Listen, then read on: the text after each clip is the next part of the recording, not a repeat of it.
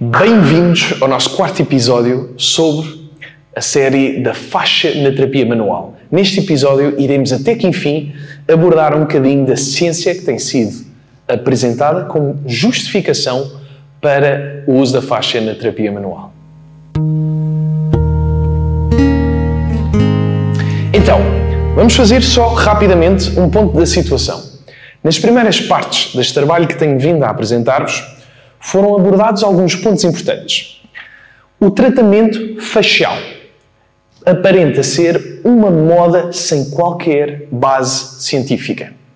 A patologia na faixa existe, mas as suas manifestações são contraditórias com o modelo de aderências faciais. As versões mais espalhadas e recicladas do modelo de distorções faciais também já foram apresentadas e também foram apresentadas o modelo em si e as suas falhas. Por fim, também falámos da tixotropia, mais um exemplo de transferências tecidular para o meio clínico que levam a conclusões precipitadas. A ciência da faixa não escapou à pandemia de Covid-19. Não, diz-vos já, spoiler alert, a terapia facial absolutamente não pode ajudar doentes com Covid-19. De maneira importante, pelo menos. No entanto, os defensores da terapia facial pularam no movimento Covid-19, alegando serem capazes de ajudar, assim como tantos outros tipos de medicina complementar. Muito honestamente, esta é uma das coisas mais chocantes que já li numa revista supostamente científica, a Mediterranean Biomedical Journal, que pertence ao Integrative Journal of Medical Sciences, e é um exemplo, do meu ponto de vista, flagrante de como o raciocínio clínico distorcido e tendencioso sobre a faixa se tornou. Vou-vos ler o excerto. Com base nas evidências disponíveis, este artigo sugere que o vírus corona viaje pela estrada que é a singularidade facial de onde permeia as células a nível local e global. Um número significativo de pacientes pós-Covid-19 experimentará dor contínua relacionada à faixa e uma ampla gama de problemas funcionais. Com base na pesquisa atual, este breve relatório propõe intervenções apropriadas de terapia manual e de movimento focados na faixa, que irão ajudar os pacientes a recuperarem da Covid-19. Esta é a fetichização da faixa no seu máximo, fora do contacto com a realidade. Especificamente, o que é surreal aqui é o conceito infundado, egocêntrico e hiperbólico de que a faixa é patologicamente importante na Covid-19. E em seguida, o salto espetacular para a afirmação de que, portanto, a terapia facial pode ajudar os pacientes com Covid-19. Pessoalmente, acho um bocadinho ultrajante e perturbador que este tipo de artigo tenha uma audiência, mas claramente tem. Então, agora vamos lá à ciência da faixa em ambiente clínico. O principal objetivo de manipular a faixa é de alterá-la fisicamente, de alguma forma, para poder alcançar o que é geralmente descrito como uma libertação, não é? A libertação miofascial.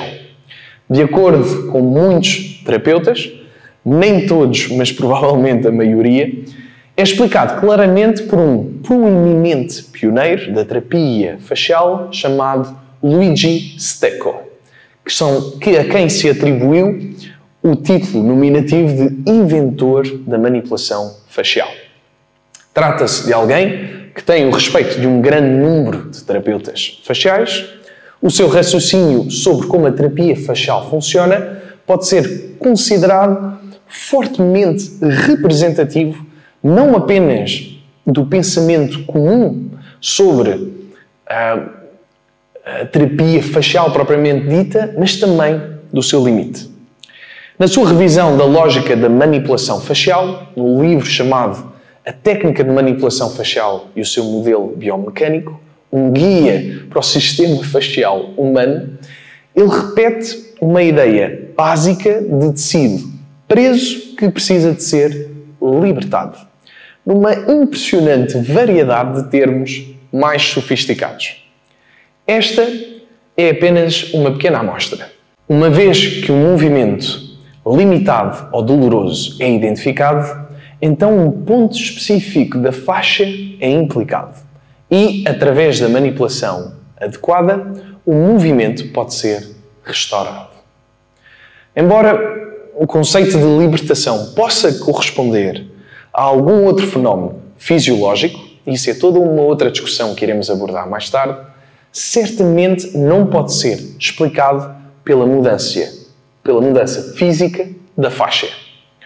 O que Choudhury e colegas mostraram é que a faixa é muito difícil de libertar, ao esticá-la, pelo menos, ao provocar uma deformação mecânica plástica. E aqui faço uma pequena parêntese. A deformação mecânica é uma mudança duradoura na forma do tecido, como um bocadinho a argila é trabalhada. Esta noção contrasta com a deformação elástica, onde o tecido volta ao seu estado de pré-manipulação. Deformar, então, neste contexto, não é uma coisa má, como nas deformidades, mas mais uma mudança na forma. O objetivo que os terapeutas têm, de forma geral, é de alterar o estado em que o doente se encontra em relação a antes e após a chegada ao consultório. Choudhury e Schlipp deixam claro no artigo deles que, quando este tecido é fino, até quando é extremamente fino, neste caso a faixa superficial nasal, a mais fina do corpo inteiro, não deixa de ser extremamente resistente e só se deformaria mecanicamente se submetido a forças surpreendentemente intensas. Por exemplo, seria preciso de 100 kg de força, mais ou menos, para deformar a faixa nasal, e se falarmos de uma faixa maior como a faixa lata, estaremos a falar numa tonelada de pressão. Tal é consistente com as propriedades bem estabelecidas da faixa, ou seja, que se trata de um material extremamente resistente. Assim é o colagênio. E se eu pudesse escrever a minha própria conclusão para este artigo, seria algo do género. Não se pode alterar a estrutura da faixa, pois é mais resistente que o Kevlar. Aliás, deixarei em descrição um artigo que mostra que demonstra cientificamente que se a nossa faixa fosse mais espessa, as pessoas seriam à prova de bala. E depois tem também implicações clínicas importantes. Se quisermos alterar fisicamente a faixa de alguém, à força, terá que ser num estilo, digamos, mais medieval. Estas características da faixa contradizem diretamente a principal razão popular para a manipulação facial. Este artigo só é clinicamente relevante para a terapia facial na medida em que apresenta evidências que desencorajam e prejudicam práticas e crenças comuns existentes, claramente erradas. Se chegaram a assistir às primeiras partes deste trabalho, também sabem que se trata apenas de uma notícia velha, propriamente dita. O facto da faixa ser muito difícil de mudar. Por exemplo, o Dr. Robert Schlipp desmontou essa ideia no seu artigo escrito há mais de 20 anos sobre plasticidade facial.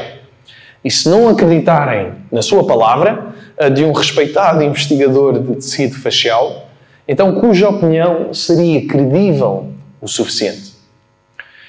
Ele descarta as explicações tradicionais de tixotropia e adaptação mediada pelo efeito piezoelétrico e descreve de forma exaustiva a resistência facial.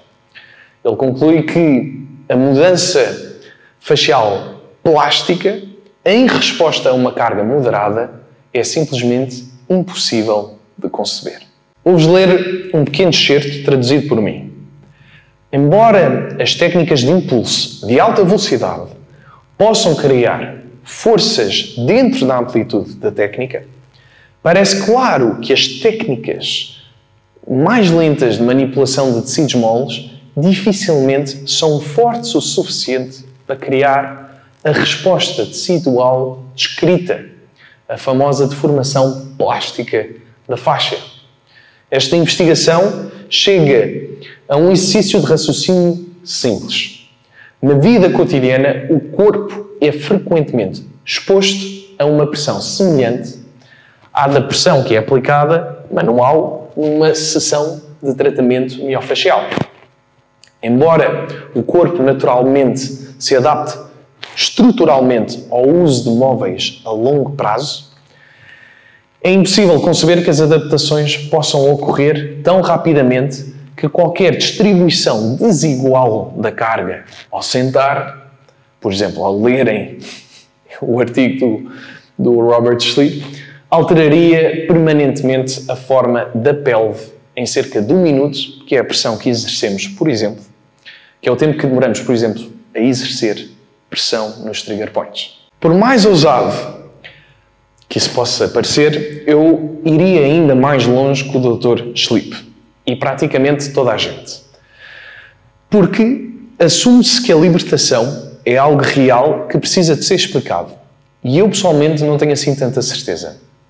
A libertação pode nem ser real. A ideia de uma libertação refere-se à cedência do tecido a uma pressão aplicada externamente. É o objetivo da terapia facial. Mas é mais poesia do que biologia. Não se refere a nenhum estado específico conhecido de tecido mole. Como comumente usada, a palavra sugere fortemente uma mudança real na carne. Mas essa suposição deriva apenas de pistas sensoriais um bocado borradas e erráticas por parte do terapeuta. A maioria dos terapeutas diz, nem todos, diga-se, mas a maioria, que eles podem sentir a textura do tecido mudar enquanto trabalham. Mas tal pode facilmente ser um comportamento muscular e não facial, mal interpretado, portanto, diga-se, e a chamada pareidólia palpatória. Então, o que é a pareidólia? A pareidólia é um tipo de ilusão ou percepção interrompida em que um estímulo vago ou obscuro, ou seja, texturas sutis sobre a pele, neste caso, é percebido como se fosse realmente claro e distinto. Um exemplo clássico de pareidólia, neste caso não palpatória, seria de ver ou de observar imagens que nós atribuímos a certas formas, sejam elas quais forem, nas formas das nuvens, por exemplo. A nossa mente precisa sempre de dar sentido ao que estamos a ver e ao que estamos a sentir, independentemente desse sentido ser a realidade ou não. É nisso que consiste a pareidólia.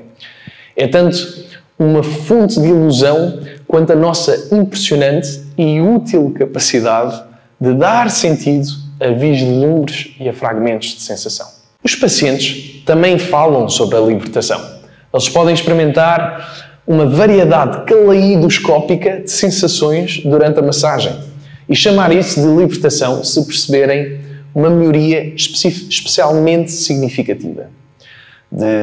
Vão passar de sentirem-se presos a sentirem-se aliviados ou mais ligeiros, digamos. Mas quase não temos ideia do que qualquer uma dessas sensações implica sobre o estado do tecido, se é que existe sequer alguma alteração do tecido. As pessoas também têm mudanças profundas na sensação de uma boa vestinha nas costas, de uma oração fervorosa ou ao comer um delicioso cheesecake. Tentando precisar um bocadinho mais do que se trata a libertação no contexto da terapia facial, uma libertação é uma mudança palpável e relativamente rápida na textura do tecido. É clinicamente significativo, ou seja, faz algum tipo de diferença para o paciente. É um pouco duradoura. Quer dizer, se não durasse, qual é que seria o ponto ou o objetivo do tratamento? E, por fim, é um pouco previsível. Ou seja, está a acontecer por causa do tratamento. E os terapeutas faciais assumem mais ou menos unanimamente que é a faixa, especificamente, que está a provocar esta libertação. Então, o primeiro ponto, sem dúvida, uma mudança rápida na textura, acontece no decorrer da terapia manual. Não é seguro, no entanto, assumir o resto. E o que resta do conceito de libertação miofascial se retirarmos as partes clinicamente significativas, duradouras e previsíveis? E se for apenas uma mudança na textura, um bocadinho de movimento sob a pele? Aproveito para abrir uma parênteses um bocado pessoal. Nos meus poucos anos trabalhando como massagista, senti sempre várias ondulações debaixo da pele, espasmos e mudanças sob a pele durante toda a minha prática clínica. Mas para qualificar estas mudanças como libertações, esses movimentos deveriam ter uma forte correlação com as minhas intenções e com a experiência sensorial do doente. E às vezes até faziam, mas muitas vezes também não era o caso. Então eu sempre pensei que realmente essas sensações debaixo da pele que nós sentimos enquanto terapeutas são francamente bastante aleatórias, ocorrendo com grande variedade, quase praticamente sempre, não importa o que eu fizesse ou o que os pacientes relatassem. Às vezes eu sentia nódulos ou pontos que pareciam tensos, que o paciente nem parecia notar, e às vezes o paciente tinha uma experiência sensorial profunda quando eu não notava nenhuma mudança no tecido. Eu não consigo consistentemente eliciar nada com clareza na minha prática clínica. Não penso ser burro, mas sempre achei tudo muito pouco interpretável e, principalmente, imprevisível.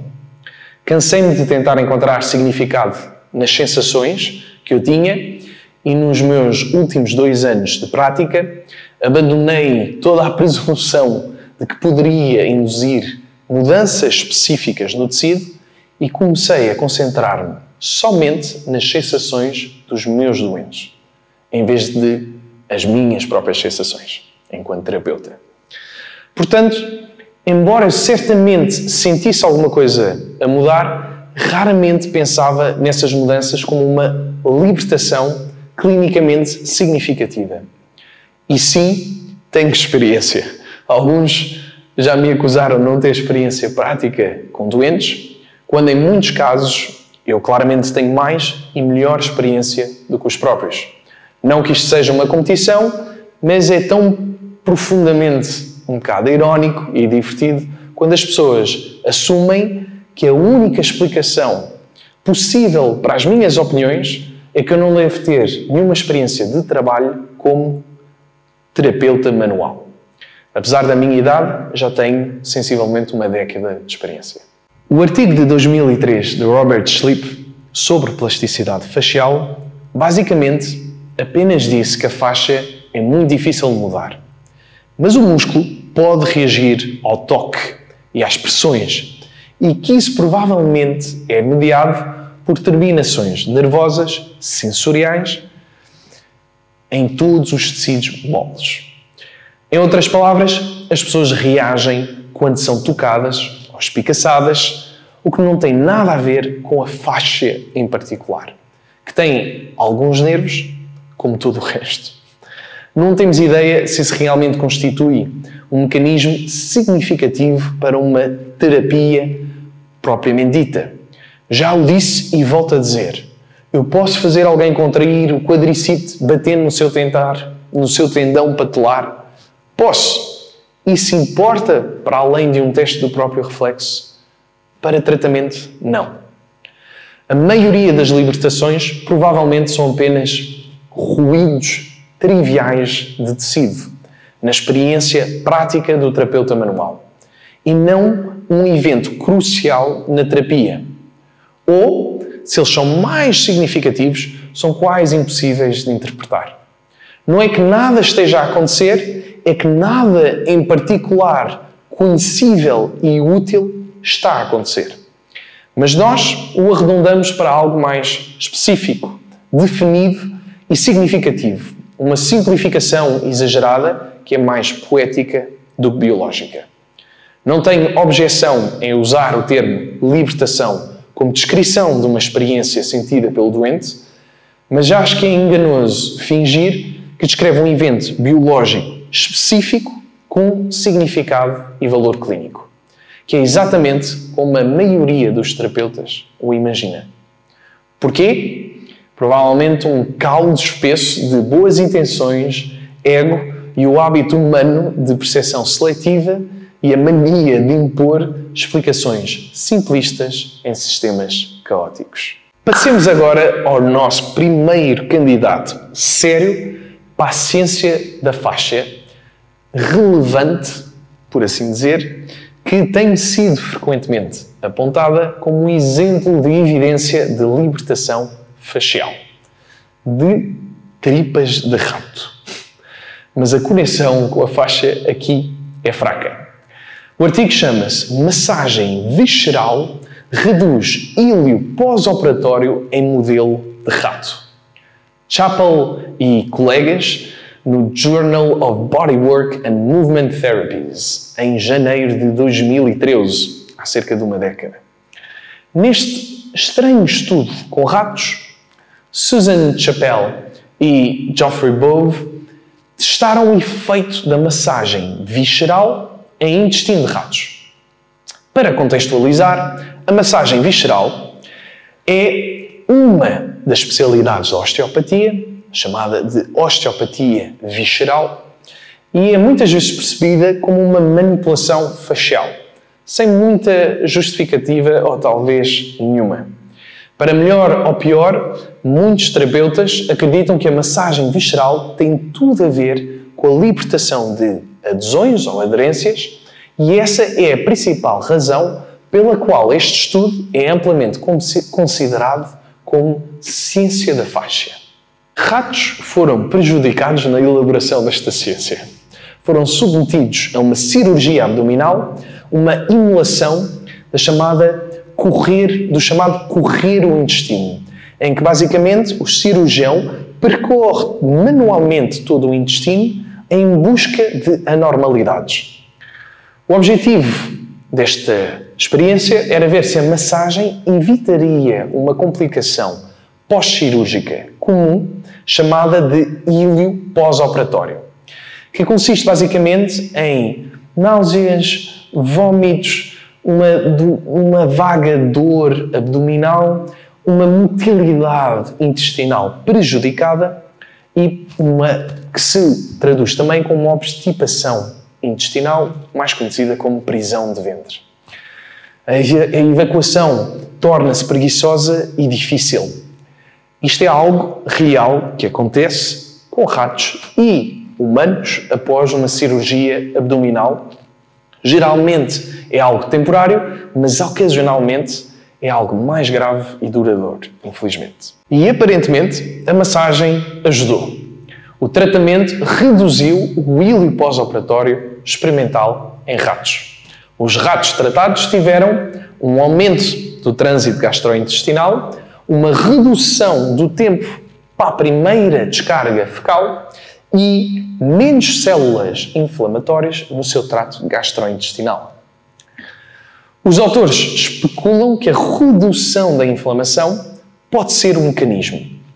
Chappell e Bove estavam tão confiantes na sua conclusão que colocaram as boas notícias diretamente no título do artigo deles.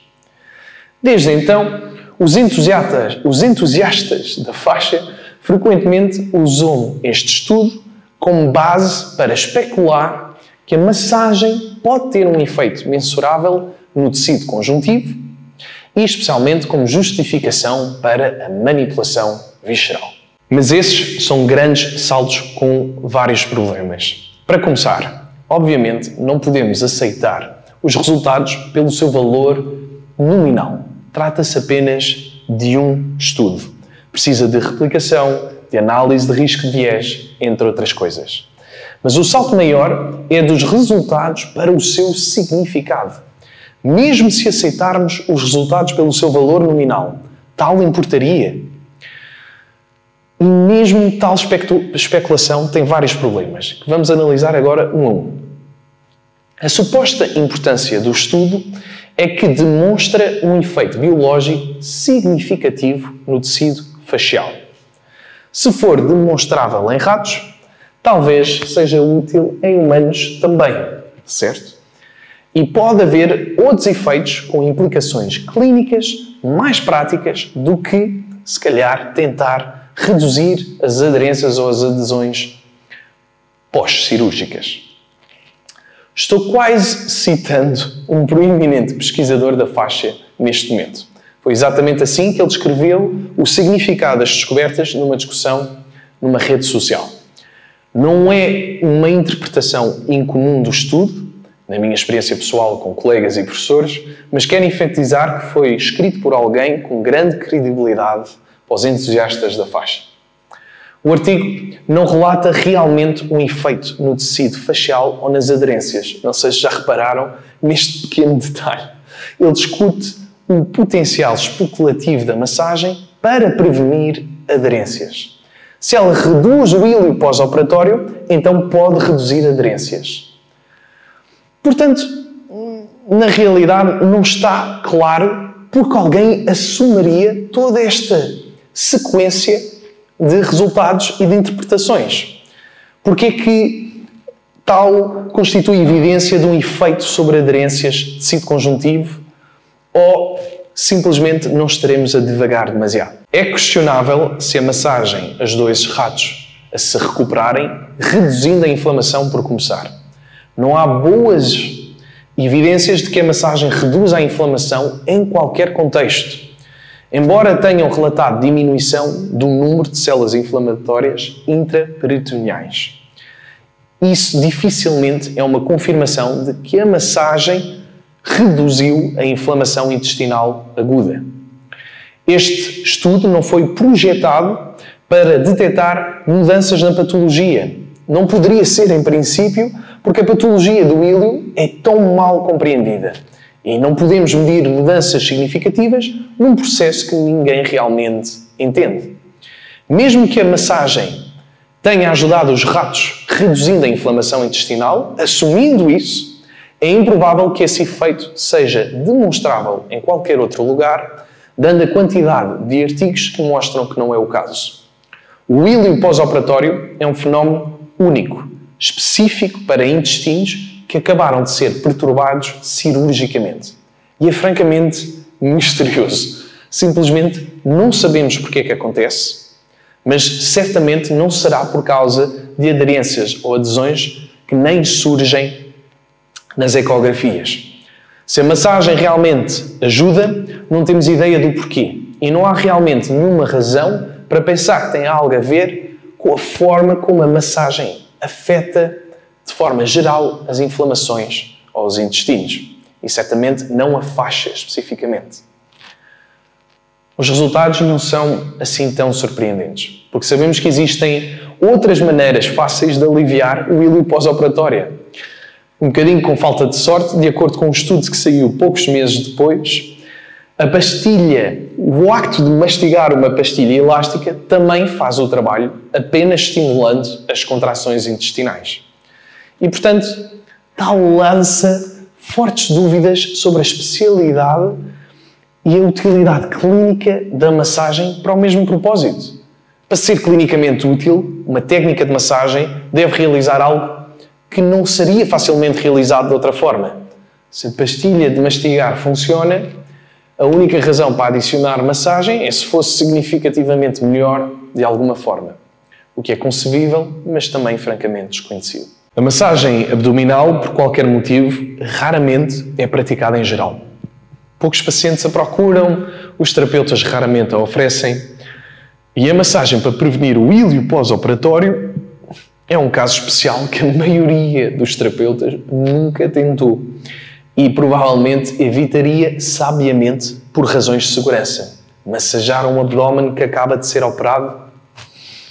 Não há relevância clínica direta dos resultados, porque no mundo real os massoterapeutas quase nunca fazem com humanos o que os pesquisadores fizeram com os ratos. E eles também não devem tentar, porque não há e pode nunca haver evidências suficientes sobre este tema para justificá-lo. É bom pensar que a massagem pode ajudar a fazer o intestino funcionar novamente após uma cirurgia abdominal, mas não vejo como isso conta como ciência da fascia Lembre-se que estamos a falar de fascia. Não mostra nenhum efeito que tenha alguma coisa a ver com fascia. Poderíamos argumentar que é clinicamente relevante para a massoterapia, na medida em que sugere algo de bom que a massagem pode fazer. Mas não consigo ver como isso sugere que alguém deveria estar tentando massajar a fascia. Esta é uma ciência da massagem levemente interessante e não propriamente dito uma ciência da fascia. Definitivamente, não constitui evidência de um efeito de manipulação no tecido conjuntivo, muito menos um que seja robusto e relevante para dores e queixas comuns e para o trabalho diário da maioria dos terapeutas manuais. E chegamos ao final deste episódio. Espero que tenham gostado deste primeiro passo que demos em analisar a ciência que é frequentemente apresentada para justificar o tratamento facial. Se gostaram, deixem um like e ficamos à espera dos próximos artigos que iremos abordar no próximo episódio. E como é costume, gostaria de terminar este episódio com uma frase da Alice Sanvito, que escreve um excelente artigo à volta desta temática, e ela diz uma frase muito importante que é: os terapeutas manuais não precisam de se sentir ameaçados pelo facto que não conseguimos alterar a fascia.